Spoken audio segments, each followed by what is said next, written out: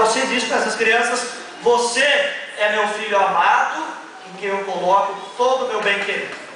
Se cada pessoa no mundo percebesse o que ela é realmente, o mundo seria diferente.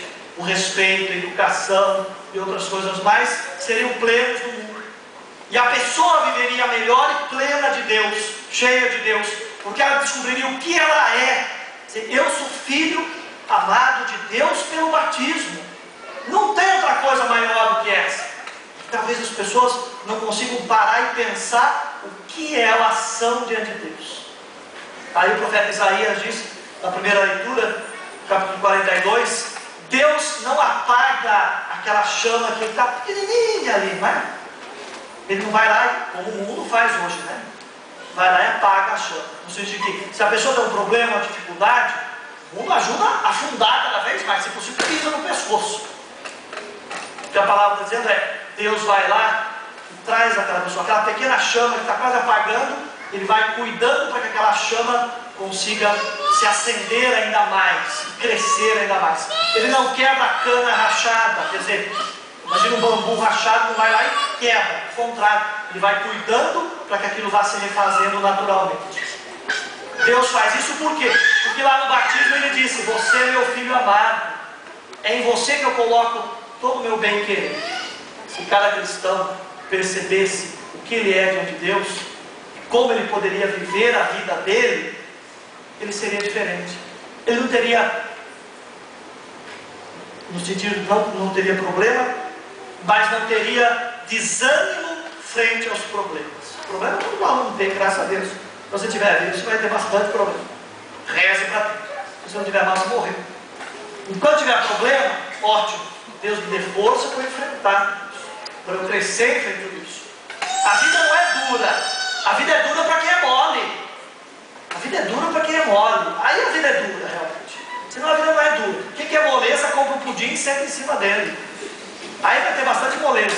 Ou empurra minhoca na descida em dia de chuva. Aí é moleza. Do contrário, não existe moleza, não. Nem para Jesus existiu. Agora, em meio a todas essas tribulações e as vicissitudes da vida, se eu parar e dizer: mas eu sou filho e filha amada de Deus, então essas coisas não vão me abalar de jeito nenhum. Quando você entra em qualquer igreja, lá na entrada tem a pia de água benta.